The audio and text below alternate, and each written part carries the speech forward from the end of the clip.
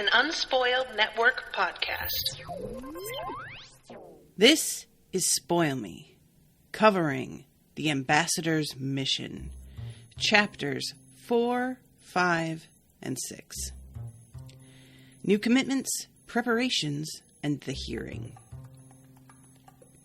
In these chapters, Sania finds out that her son Lorkin is really interested, not just trying to be defiant, but genuinely interested in going to a country full of people who resent his people and his parents specifically. Welcome to Spoil Me.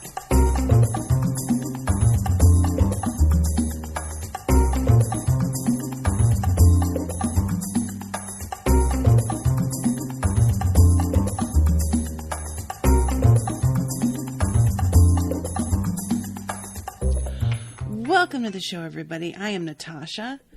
Thank you very much to Ashleigh, first of all, for commissioning this episode. I had recorded the other one on Wednesday, I think. And it was not on the schedule that there was another one in the spreadsheet, but it was on the Facebook page. So my apologies for confusion there, because I believe it was Martin who was in the chat and was like, yeah, there's definitely another one, while I was like, I don't think there's another one. This episode, I am like a little bit unsure about how I'm going to fill an hour, because these chapters, not a lot happens. Looking back, it's mostly the hearing, and it's like a momentary weird confrontation, not even confrontation, just like a meeting with Regin. And then there's one other small hearing, and that's kind of it.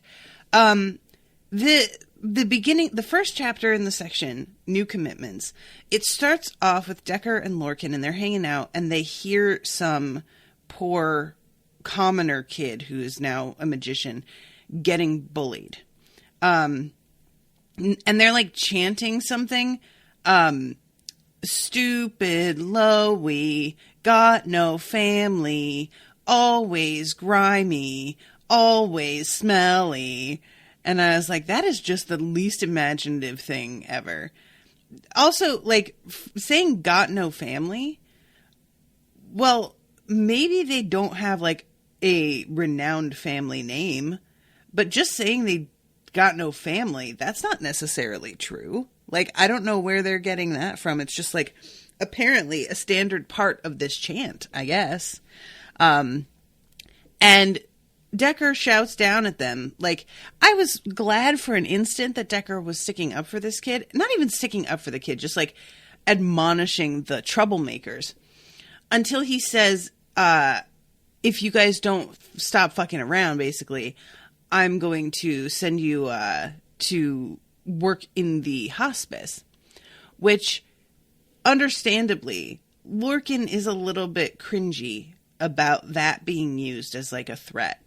He kind of feels like it's demeaning the work, which is actually really important, to turn it into a punishment. But he has to acknowledge that his mother never does have enough volunteers. So she has learned to sort of just accept the help that she can get, even though she wishes that it would be taken more seriously or respected a little bit more. And he says also that there are some people who were forced to volunteer for punishment, and they found it really rewarding, and they found Sania inspiring, and they decided that they would continue making that their focus. But that is looked down upon by a lot of people, apparently. There is just so much that is looked down upon. You get to do like 3 things without commentary, and even those, it's just not really a guarantee, you know? So the novices, like, you know, apologize to Decker, not to the kid that they're fucking with, and flee. And this is just another piece of the backdrop of these kids getting bullied and us, like, hearing about the ways that this happens, because it, you know, bullying can manifest in a number of ways. The atmosphere of being unwelcome can manifest in a number of ways. And it really goes to show that not a whole lot has changed since Sania was going to school here. You know, she was being targeted in a much harsher way, actually, than this kid was in this instance. And probably this kid has been targeted more harshly as well, but he isn't, you know, they're out in the middle of the day. They probably go after him privately, even more intensely. So then two of their friends meet up with them, Perler and Reader. And Perler is apparently the assistant to the original ambassador, Lord Marin. And it apparently the news is just getting out now that Lord Marin has quit. Dannyl knew this was coming already. And Perler is basically like, you know, I could assist the new, what do you call it? I could assist the new ambassador, but I have a few family matters to take care of too. And Reader winces at this, but we don't get any detail on what they mean by this. And I feel like this has to tie into whatever Regin is talking about. Like, I don't know. Maybe I'm crazy. Maybe it's got nothing to do with anything. But there can't be no reason for us to like hear that piece of dialogue but not get an explanation unless it's going to mean something a little bit later. So Reader says someone said Lord Dannyl has applied. Perhaps he wants to check out the local Reader, Perler said sternly. What? Everyone knows he's a lad. Which doesn't make it funny when you make crude jokes about it. Grow up and get over it. Besides, Lord Dannyl won't want to go. He's too busy researching that book of his. So I like this. Perler is like, you know, basically stop being a homophobic little douchebag. And then what comes up is exactly what I had been sort of like questioning in the previous episode, which is if Lorkin goes with Dannyl, is that going to lead to rumors about the two of them being involved? And Lorkin is basically like, first of all, come on. Everybody knows that I like the ladies. Second of all, I'm really not worried about it. And third of all, so what if it does? Kind of.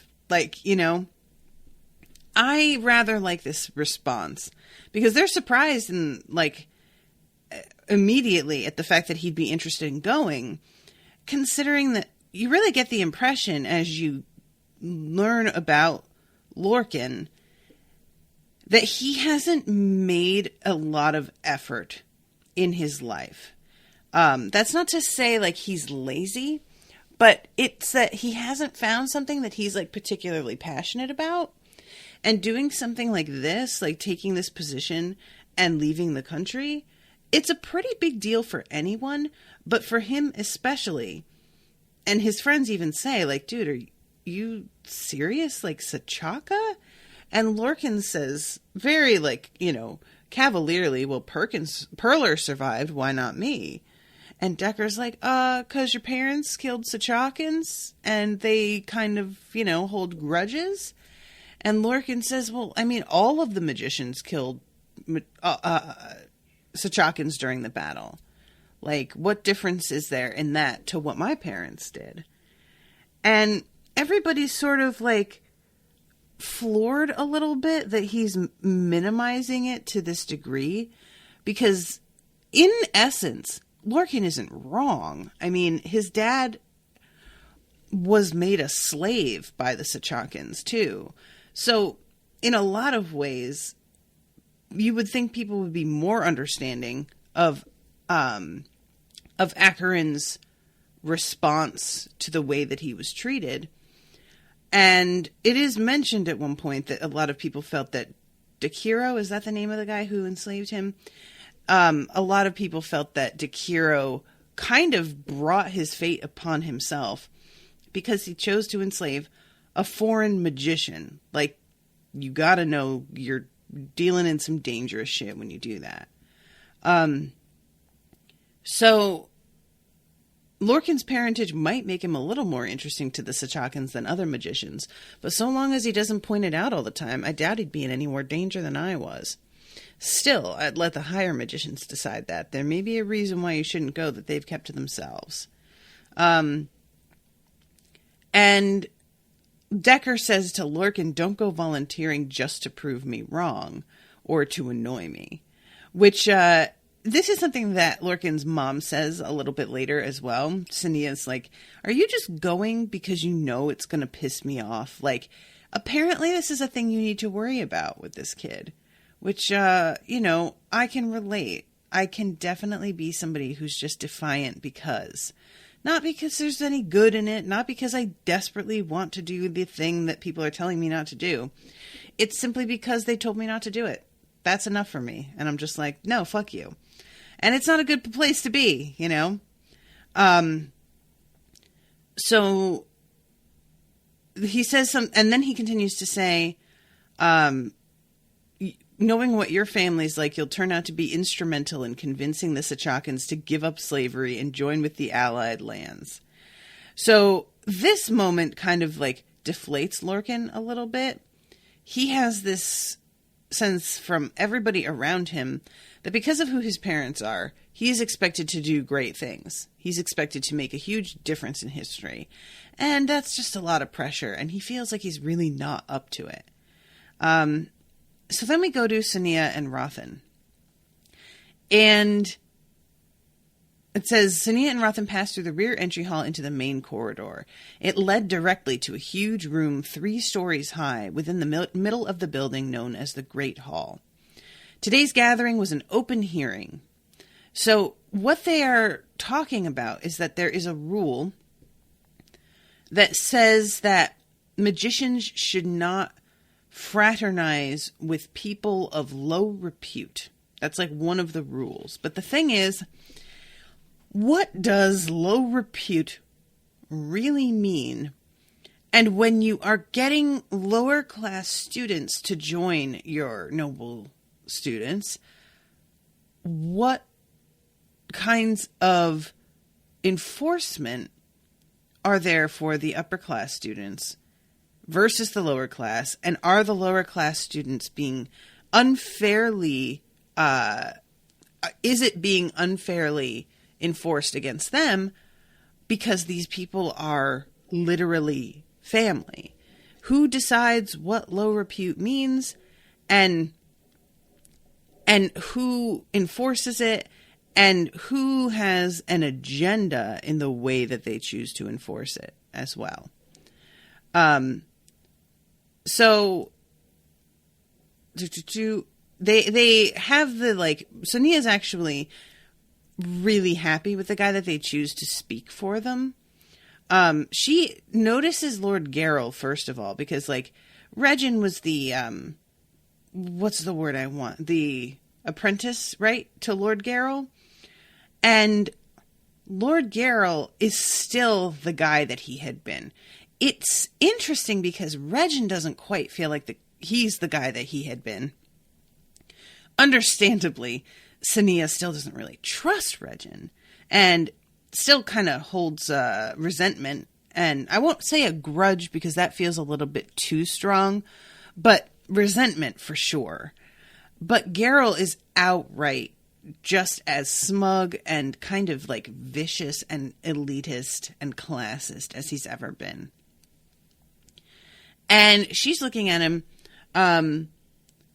She might have been able to overlook that history if he wasn't also linked with the Kyralian houses clearing areas of the slums involved in ruthless political manipulations and rumored to be profiting from dealings with thieves. How can I be judgmental when I had a thief in my rooms this morning? But Sari's different. At least I hope he is. And yeah, she like winds up sort of acting like she's rationalizing why it's fine with Sari. You're not profiting off of your relationship with Sari, though, lady. You're not involved in like business dealings with him. You guys are friends from way back, and that's fine. Like, this is like, she tries to set it up initially like, oh, well, what about you, lady? No, it's not even remotely the same thing. And at this point, Black Magician Kaelin comes in. And I had kind of forgotten what the deal was with this guy. But what it is that they realize that totally forgetting how black magic works is what almost got them all fucked up by the Sachakans last time. So they need to preserve the knowledge of how this all works, at the very least. But they can't have just one person practicing it, because you risk what happened with that one Tajin, I think was the name of the mad apprentice, who learned black magic and then basically went around destroying the country and killed half the guild. So they need two people who are very firm about watching one another. And it's an interesting question here, but I'm going to put forth a theory right now. I think that Black Magician Kaelin might be the one out here killing the thieves. I could 100% see that being a thing. Because Kaelin is being presented in this moment as being extremely upright and respectable. And I feel like that can't, I feel like whenever somebody is presented that way, unless we have gotten to know them personally, unless it's being told to us by a main character whose judgment we can really trust and who has gotten to know this person well themselves, I'm not really buying it. And Sania, it's not like she dislikes Kaelin. It's more like she sees that he is somebody who will do precisely what he has been told. The higher magicians had seen something in him that they liked, and she had soon discovered it was his unfaltering dedication to whatever purpose he was given. Yeah, this feels like language that means more than what it's saying here. Unfortunately, she was the focus of his purpose in the guild now. While he was never rude, his scrutiny was unwavering and exhausting. It would have been flattering if it weren't so annoying and completely necessary. It was a good decision. When I'm gone, someone must replace me. Hopefully the guild will choose well, but if it doesn't, then perhaps Kaelin's caution will save it. And apparently the two of them, because she said something to Sari about how she doesn't want to know how he's getting in and out of her rooms in case she is mind read.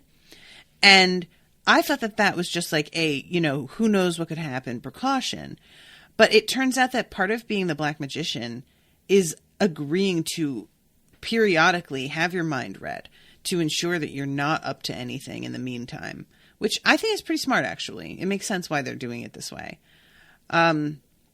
It's kind of funny, the way things are working in Kyralia versus with the Sachakans feels like, Europeans and their handling of gun control versus Americans. So they begin their hearing, and Lord Pendle stands up and makes his claim. He says, when allowances were made for men and women of the lower classes of Imardin to enter the guild 2 decades ago, many wise and practical rules were set down. But such an unexpected and necessarily rushed change to guild practices included, not surprisingly, a few rules that have proven in time to be impractical.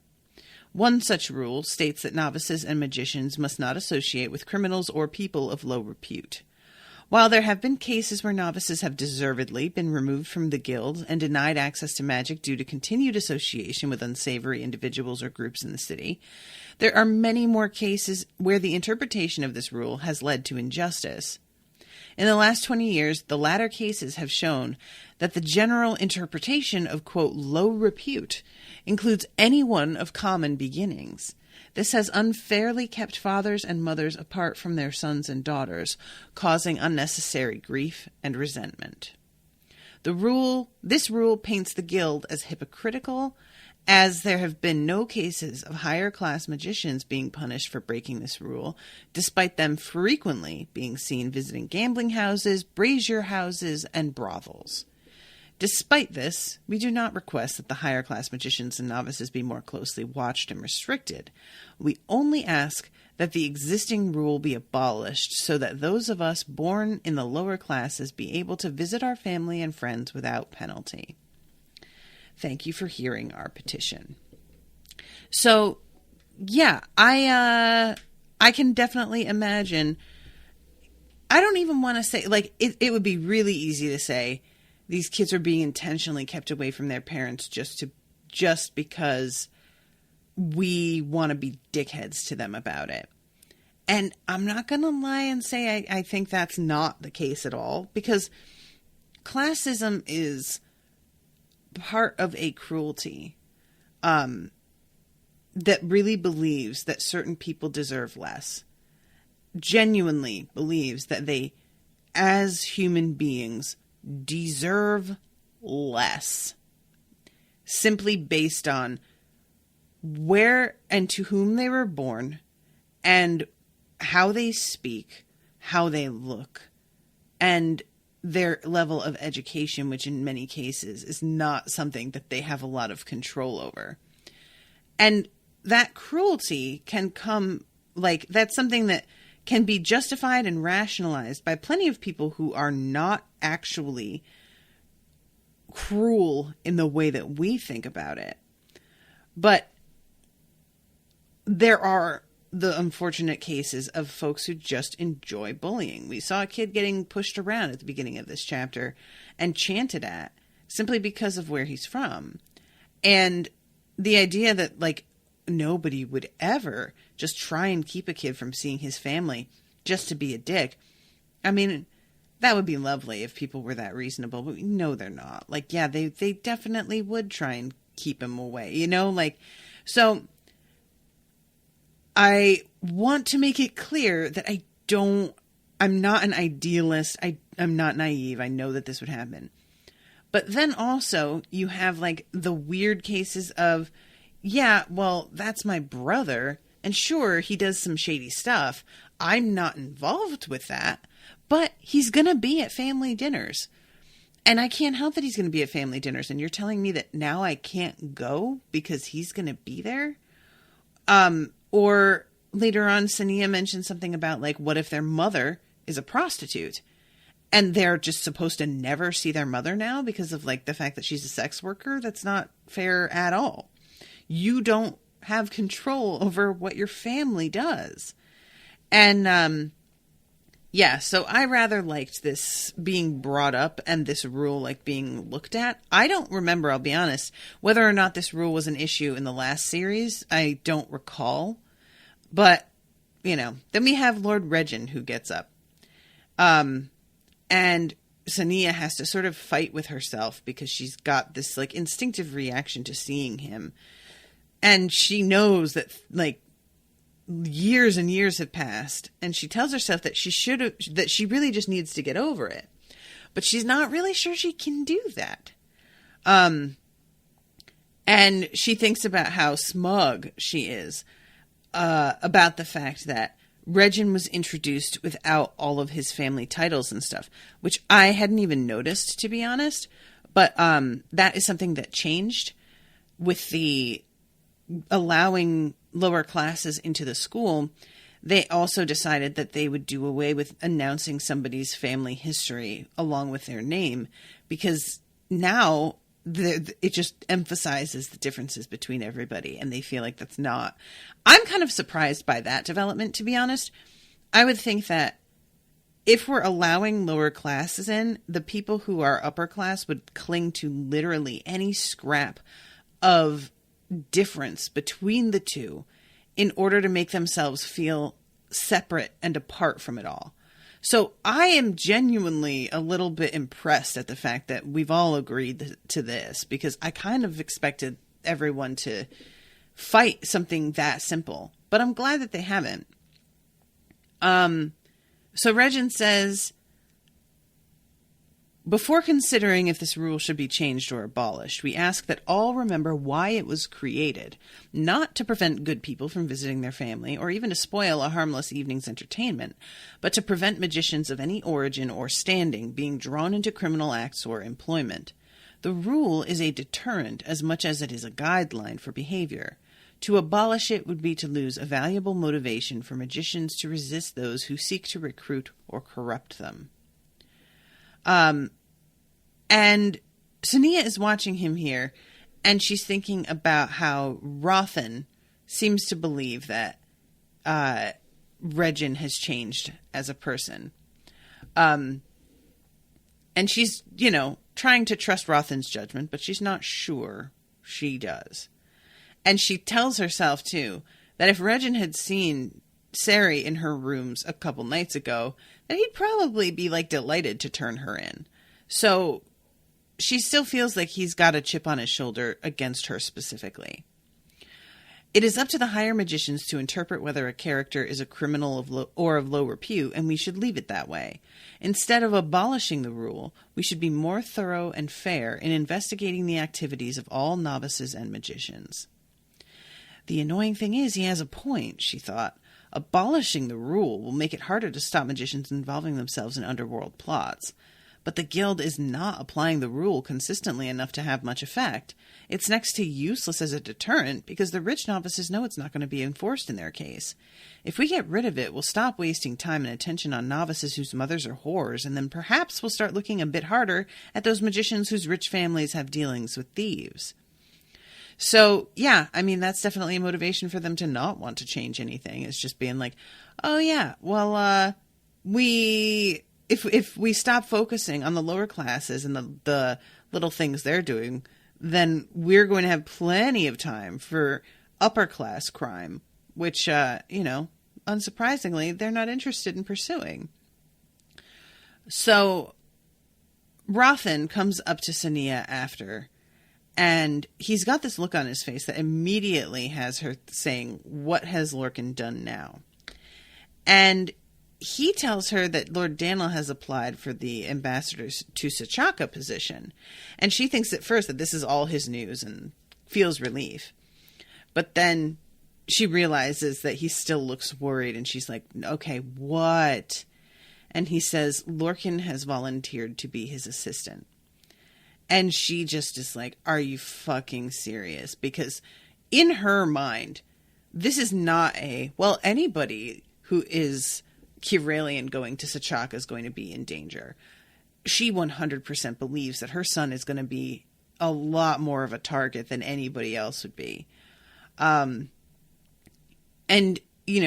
whether or not the family of the Sachakan who was killed liked the guy, that's not relevant at all. They still have an obligation to avenge family. Even if they're outcasts, even if they were doing something shady, that's part of the deal with family.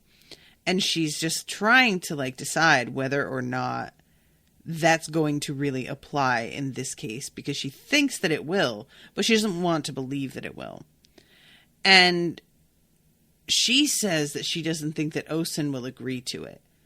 To which, Rothan's just like, he can't just say, well, because of who your parents are, you can't go.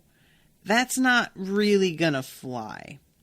And she says that she'll appeal to the higher magicians, and I'll make them see that not only will he just be in more danger, but that he would also be a liability and potentially hampering to Dannyl, because they, it'll just cause more trouble for him.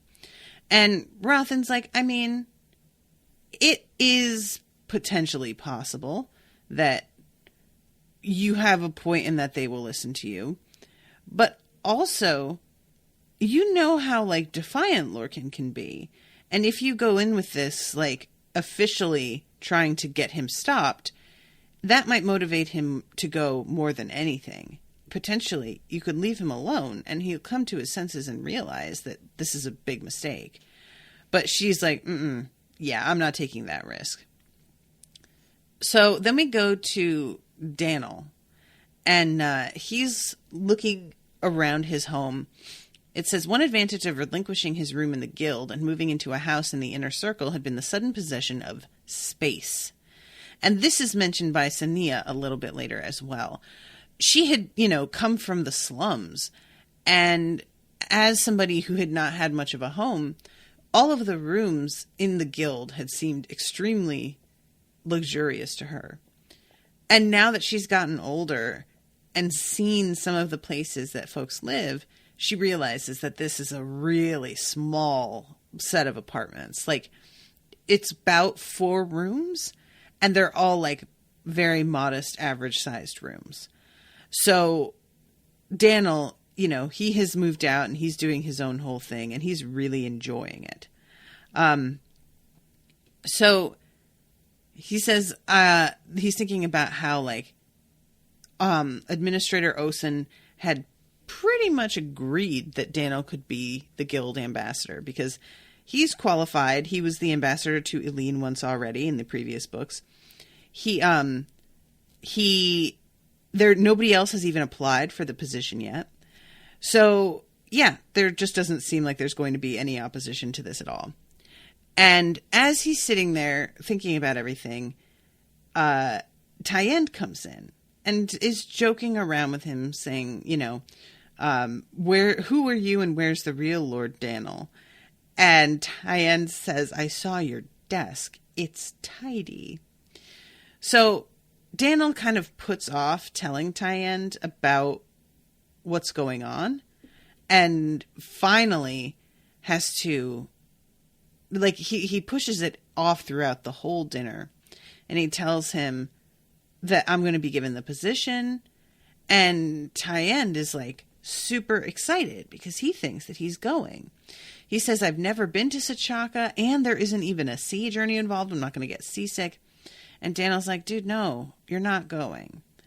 And he has to pretend to regret this. He says, I wish I could take you, but all visitors to Sachaka must be approved, either by the guild or their king. I'll apply to my king then. Dannyl shook his head. No, Tyend. I'd rather you didn't. Firstly, it's a dangerous country, and while magicians and most traitors return alive, nobody yet knows how Sachakans will react to a non-magician noble venturing into their land. There's also decorum to consider. As far as I've been able to discover, Sachakans are neither accepting of lads nor in a habit of putting us to death. They consider us low status, however, and they often refuse to deal with people they consider too far below them in the social hierarchy. That's not going to be helpful in my role or in my search for historical records. They won't find out if we're discreet, Tyend said. That's why you're doing this, isn't it? More research. Of course. Did you think I'm suddenly manifesting a desire to be an ambassador again and to live in Sachaka? So Tyend asks who's going to be his assistant. Dannyl says Lorkin, and Tyend seems to relax over this. He at first thinks that there might be a little bit of hanky-panky going on. And he says, Sonia's son has quite a reputation among the ladies now, since that thing with that girl blew over. Probably highly exaggerated, as always, but there's more than a few who'd like to find out for themselves. But apparently he's choosy. And Tyend says, I could watch over him. It would free you up to do your research. No, Tyend. Anger and frustration crossed Tyend's face, and then he drew in a deep breath and let it out in a huff. You had better change your mind, he said, and you should also know that if you fail to change your mind, He paused, then straightened his shoulders. Then you might find I am no longer here when you return to Kyralia in 2 years. Dannyl stared at his lover, suddenly unsure what to say. His heart had lurched at the threat, but something made him stay silent. Perhaps it was the fact that Tyend wasn't trying to persuade him to stay. He only wanted the chance to go on another adventure. The scholar gazed back at him, eyes wide. Then he shook his head, turned, and strode out of the room. So, this is a weird moment because I feel like we're meant to think something that I didn't. Dannyl is like, oh, I can't believe that he's not worried about me. It's just that he wants to go on his own. I mean, I'm not surprised that he's not worried, because nobody else seems that worried about anybody except for Lorkin. They all seem to be pretty, like, it's not, I mean, sure, Dannyl's not nobility, but Manon, is that the name of the previous ambassador? It's like it's not like they have not had an ambassador to Sachaka at all. This isn't like a brand new thing that's happening. I just find it kind of weird that he, like, expects Tyend to be worried. I wouldn't be that worried if I were Tyend.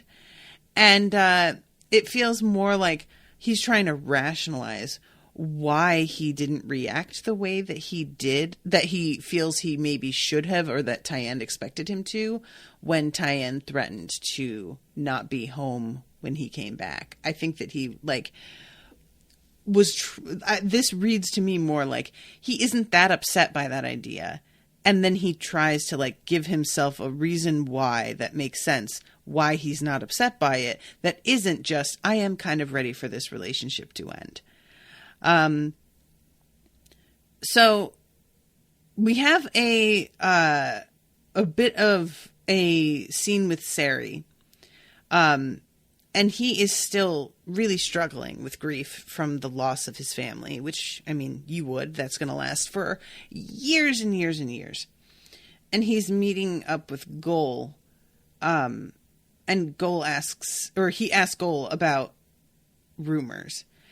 He says, don't know if it's if one of our lot let it slip or the knife's been boasting, but I doubt Anya would say anything.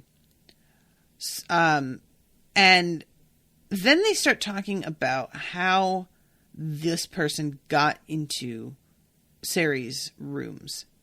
The first thing is Gol, like, sort of looking at Sari, waiting for a reaction that he is not getting. And Gol is just kind of like, dude, what are you going to do about this? And Sari's like, somebody did this with the intent of baiting me into a reaction. They wanted me, I think, to do something dramatic and compulsive and make a stupid decision. And I'm not going to do that. I'm going to wait and see what the fuck is going on. And he says, Gol says, once we've got the knife, we'll find out who paid him. And Sari's like, I think it's going to be more complicated than that. And Gol's like, all right, well, you know how Neg thought that magic must have been used to break into your hideout? Dern agrees with him. Said there was no sign of lockpicking. Said that he put some putty in when he made the lock so that he'd be able to tell. He showed me a lever that would only turn if the lock was undone from the inside. Inside the lock, that is, which could only be done with magic. I asked him why he bothered, and he said to protect himself. He won't ever promise his locks are safe against magic, so he needs to prove that's the cause if they're ever broken into. I don't know. It seems a bit far to go. Could be he's making it up to cover himself. Or maybe not. Sari felt his skin prickle. Perhaps he had been wrong. Perhaps finding out how the killers had reached his family was important. He would question Dern himself and inspect the lock to be sure, but if it proved to be true, then he had only one clue to his family's killer, a clue that, though disturbing, was a start, at least. So, I mean, maybe it's not Kaelin, but, like, I just feel like killing people and in groups this size only really makes sense if you are getting more out of it than just sending a message. I feel like the gathering of power would make a lot of sense here. Perler smiled and nodded at Lorkin as he entered the room. Lord Marin, however, frowned. So, Marin is meeting with Lorkin and Dannyl to talk about the potential pitfalls of this trip, different, like, customs and things that they need to be aware of. And Marin talks about how, like, you need to learn the way to communicate with slaves, because they are not going to contradict you about stuff. They that's not part of the deal of how slaves interact with people who are socially higher. But if you give them an order that they are not allowed to fulfill or that they are unable to fulfill, then you're not, because they don't contradict you, you're going to be like waiting for a result that doesn't come, and you're going to be upset and not understand that they kind of signaled with body language or with like gestures that that wasn't something that was possible, and you'll miss it. Which I rather liked this being, because that makes a lot of sense to me, the understanding of a different style of communication with like a totally oppressed people. And Lorkin, for his part, is a little annoyed at the start of this meeting because Dannyl and Marin are talking about him and about whether he'll be permitted to go as if he isn't there. But he tries to sort of keep his temper because he knows that he didn't even necessarily need to be invited to this meeting at all. And the fact that Dannyl decided to include him is rather kind. So he's trying to be cool about it. And he says, Marin is telling them, I know that you guys know that they use black magic, that they have slaves, but there's a lot of like subtler differences. The way that men treat women. And he says they have a strange belief that women band together when away from men and plot all sorts of mischief. Some even believe there's a secret organization or cult that steals women away from their families and alters their minds with magic in order to convince their victims of their ideas. Which is great because that's the traitors. And I love the fact that it's put down to like, oh, they're convincing them by changing their minds with magic. It couldn't possibly be that they're oppressed, you treat them like garbage, and they want out. It has to be this like fucking elaborate enslavement thing that's going on. But yeah, it comes down to don't speak to women unless you're invited to. And then I didn't even notice this, but Dannyl brings up the fact that the ruler in Sachaka used to be called an emperor, but now he's called a king. And he's curious when that changed and why that changed. And Marin's genuinely just like, yeah, I don't know. I haven't got an answer for you on that. Which I'm like, I didn't even notice that change from the previous books to the Magician's Apprentice. But yeah, I'm very curious because, when you think of an emperor, you think of somebody who rules over multiple lands. Is it just their admission that they don't have control of Kyralia anymore and probably never will?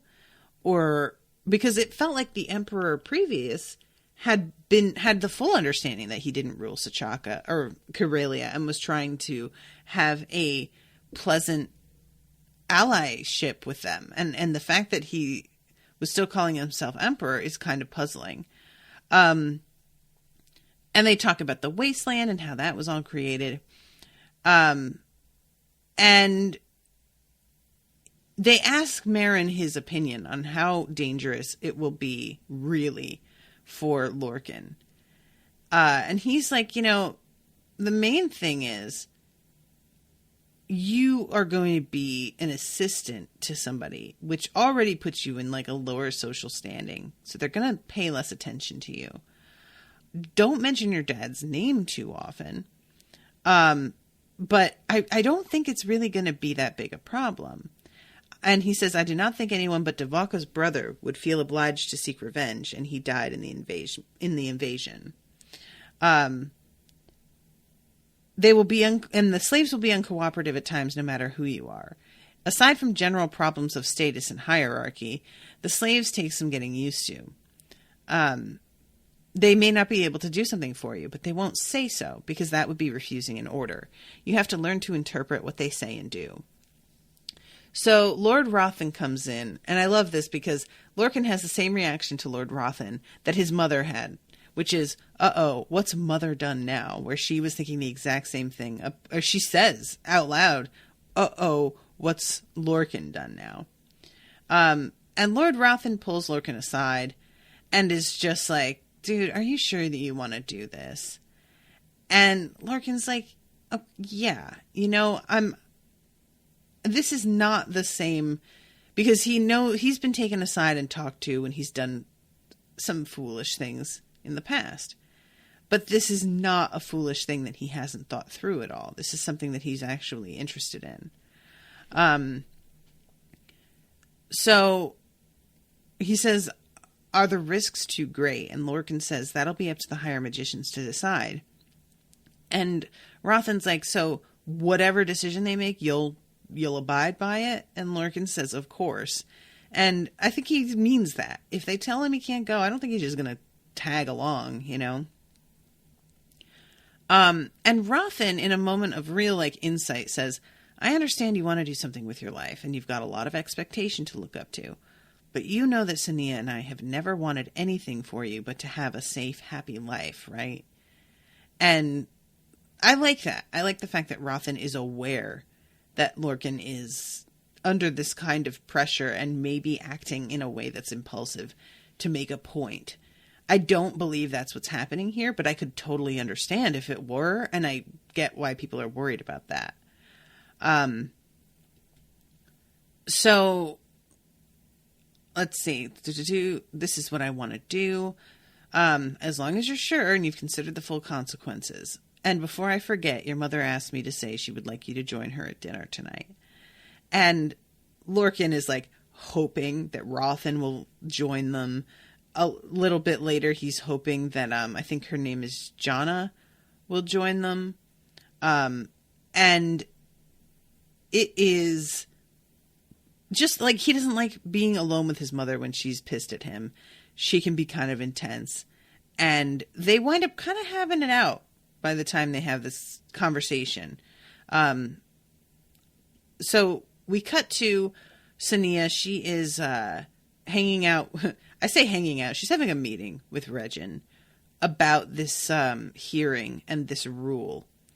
And trying to make a decent argument about why she thinks the rule maybe should just be abolished. And they are interrupted. Because Sania says, surely you don't believe that the higher classes weren't gambling and whoring in the past, because he's talking about how crime is seeping up into the higher classes. It's they we need the rule for, not the lower classes, which I find extremely compelling. And I think it's interesting that she doesn't hear it the way that I heard it, because he says it's them we need the rule for, not the lower classes. And she hears that as him suggesting that the lower classes are causing the higher classes to get more involved in crime. But the fact that he specifically says it's not for the lower classes means that he believes they're getting involved in shit of their own, not because of people below them. So she immediately jumps to they've been doing that shit forever. And he's like, no, that's not. And he says, I'm not talking about the usual mischief. This is bigger, nastier, and far more organized. And then they get interrupted, and it bothers the hell out of me that Sania doesn't press him about this. I don't understand that. This doesn't feel in character to me at all. He tells you that the upper classes are getting involved in organized crime, and you don't want to push him for more answers about that. You know, he gets up and says, I'll return for another time. But this is just Jonna bringing dinner. You could have stayed and continued to talk to her, had some dinner with her. I understand that she wants to talk to her kid, but sincerely, this is a big deal. And it's just, why is she not asking questions about it? So it turns out that Jonna, who is Sania's aunt, is now Sania's servant. And her uncle also became a servant to somebody who was in the upper classes. And eventually both of their children were able to get jobs as servants as well. And this is a pretty big step up for them, because they had been pretty much homeless at the beginning of the trilogy. So yeah, the fact that her aunt is her servant is a really weird dynamic. I mean, I understand that it's a step up for her and that's cool, but I couldn't get used to a relative that I'd previously been on totally equal footing with becoming somebody who is an underling. That's weird to me. And it doesn't feel like Sania thinks about it that way. She doesn't seem that bothered by it. And it would really get to me. I don't know, that'd feel really weird. So finally, Lorkin shows up and he is late, yada, yada, yada. So she asks, why Sachaka? Why do you want to go there? This is a particularly dangerous place for you. Are you doing this because of the fact that it's more dangerous and you're trying to make some kind of point? And he says, how do you know it's so dangerous? From what your father told me, from what guild ambassadors and traitors have confirmed since. They all agree that Sachakans are bound by their code of honor to seek revenge for the death of a family member, even if they didn't like that family member and even if that family member was an outcast. But the guild ambassadors looked into it. They said the family of Kariko and Dakova did not want revenge. The brothers had been a liability to them. It was clearly a relief to them that they had died. And she's like, yeah, they also said the family had gained some admiration for the brothers' daring invasion, despite the fact that they were outcasts. It's easier to feel gratitude and loyalty to someone after they're dead, which, that's not untrue. She's right about that. And she says something about how, maybe they wouldn't act in a way that could be traced back to them. And Lorkin clearly thinks she's being kind of overdramatic here. And it's just dude, they're not going to poison me. They're not going to slit my throat in my sleep. Come on. And she calls it your little sightseeing trip. And this is the moment where Lorkin is really all right, you know what? Fuck you. This is something I'm actually interested in. This is something that means something.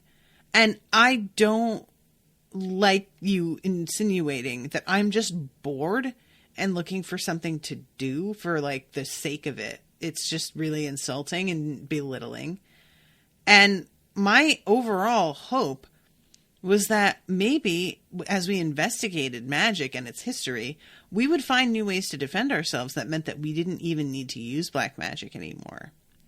And he's and if we found something about an alternative to black magic, it might actually help the Sachakans because they've been extremely resistant to ending slavery because they use their slaves as sources. What if they didn't need to do that anymore? And she's like, yeah, Lord Dannyl could look into this. Why do you have to go? And he's like, Dannyl's concerned with the research aspect. He wants to know the facts of how things went down. He's not interested in applying what he learns to now. This isn't something that I don't think has even really occurred to him. And she says the guild only knows what the Sachakans have allowed us to know. There will be plenty that was kept from our ambassadors. They can't be completely sure you'll be safe there. He nodded. I won't argue there's no risk, but it's up to the higher magicians to decide if the risk is higher for me. And this is when she says, are you doing this even only partly in order to defy your mother? And he stands up and he says, I finally find something worth doing and you have to try and spoil it. Why can't you just wish me luck and be glad that I might achieve something with my life instead of sitting around getting drunk or taking Rowet? And he just leaves. And while I really like this argument because I feel like both sides are very understandable, but in the end, what it comes down to is Lorkin. I think that I see things from his perspective more because Sania is being a little bit belittling to him. And I don't think she appreciates the way that Rothan does, just how much pressure he's under because of who his parents were. I just think that she doesn't quite get it, you know? And while Lorkin, I bet, doesn't quite understand the danger, I'm sure he doesn't. I think it's interesting that he says, would you rather I just hang around getting drunk and taking Rowet? Like, he's looking at his friends and sort of being like, what are we fucking doing, guys? Which, that takes some self-awareness. And I think it's also, like, partially down to the fact that he isn't of the nobility. So he has a bit of a close relationship with working for a living that the others don't. And he doesn't have to because he was accepted by Acheron's family, but he probably is highly aware of how different his life would have been if they had chosen not to accept him. And I feel like he's got a bit of contempt for his rich buddies. I don't feel like Sania really understands that about him either. So yeah, then we go to the hearing, and it's a kind of an interesting thing because when Dannyl shows up, he's a little bit weirded out by how many people have turned out for this hearing, and he doesn't really understand what all of the interest is about. I'm not sure either, to be honest. Maybe they're just interested because of the fact that it's going to be like Sania up against her own kid, and they that's kind of a spectacle. But yeah, the hearing turns out in Sania's in Lorkin's favor, and Sania is just extremely worried for her kid. For his part, I have to admit, Lorkin is very mature about the way that he keeps himself from showing a lot of emotion, from insisting, yeah, I should be allowed to go. His insistence is just, I believe that you guys know what's best. What you decide, I'll go with. I just, I want to do this, and I'm asking. And I think that's probably a big part of why they decide to let him go, is that he demonstrates this maturity in this moment. So let's see. Dannyl says, I trust the observations and assessment given by the former guild ambassador to Sachaka. They have told me they believe Lord Lorkin's presence will be of no hindrance to my work and will present no danger to his life and well-being. His assistance is appreciated and welcome. Meanwhile, Dannyl, after he says this, he tries to tell himself oh, Sonia's staring at me, but I know her too well to be intimidated. And then a little bit of a moment goes by and she continues staring at him, and he feels really weirded out by it. And he says he looked away. All right. Maybe her stares do intimidate me a little, which I rather enjoy. So a traitor was called who favored Sania's cautious position. He told of vendettas among the Sachakan families that had endured for decades, which he had observed during his yearly visits. The higher magicians questioned him closely as well. I really wish that we had gotten to hear some of these stories. This feels like the sort of thing that would be fun little it'd be like reading the New York Star or something, but for Sachaka. Let us get a glimpse of some of the scandals and the ongoing vendettas and grudges and stuff. I want to know details about family members, and I want those names to be mentioned so that when Lorkin and Dannyl turn up in Sachaka, we hear those last names or those family names, and we're suddenly oh, this is the one with such and such going on. I think that would have been a smart thing to do here to make the world feel a bit bigger. But, I understand too that she just kind of wants to get through the hearing. So in the middle of this, Sania is called away to Lord Regin, and he says, thank you for coming back, Black Magician Sania. I've been told by someone whose word I trust that Pendel's followers are planning a raid or ambush of some sort designed to expose the criminal connections of rich novices. She sighs. Fools, that won't help their cause. I thought Pendel was smarter than that. I'm not sure Pendel knows about it. The trouble is, if he doesn't, he might not be inclined to believe me if I tell him. And if he does, I might be inadvertently exposing my informant. You want me to talk to him? Yes, but my informant was not sure of the timing. I fear it may be very soon. Today, perhaps. They said something about taking advantage of the guild being distracted. I haven't seen the ones I suspect are involved so far today. And she's like, I have to go back to the hearing. I'm in the middle of this, dude. And he's like, yeah, but please speak to him as soon as you can, because I think he'll listen to you. And she says, I will, but I do need to get back. I am just so frustrated, you guys. They get interrupted the last time they talk. And she doesn't like continue to ask questions the way that she really should have. And then at this point, she's like, I really need to get back to the hearing. And I'm like, I mean, fine, but you have gotten a chance to talk. Just ask him about the fucking organized crime, girl. Jesus Christ. But yeah, she gets back in time to find out that they are overruling her concerns. And I really like that Lorkin is like excited about this and feels really like elated about going. But then he says something about how, you know, I'm sure if I fuck up bad enough, my mom will just come and fucking get me. To which Dannyl's like, dude, you know your mom's not allowed to leave Imardin. Like, the city is her prison, essentially, and her penalty for being a black magician. She's not coming to do shit. And Lorkin is like, all right, well, I guess you're going to have to save me then.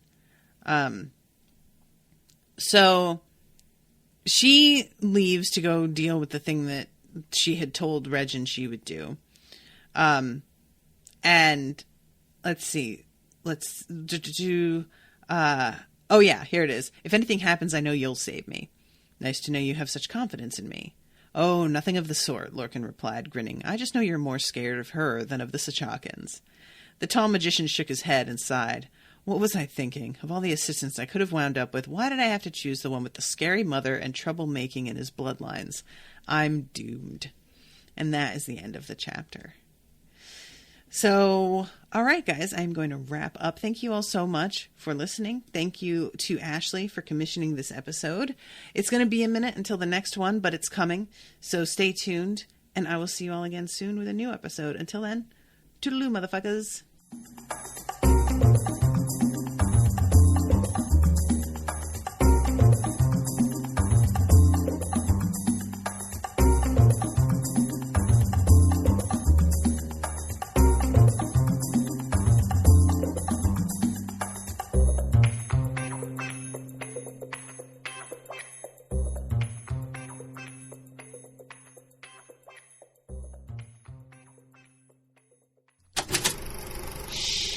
That was an Unspoiled Network podcast.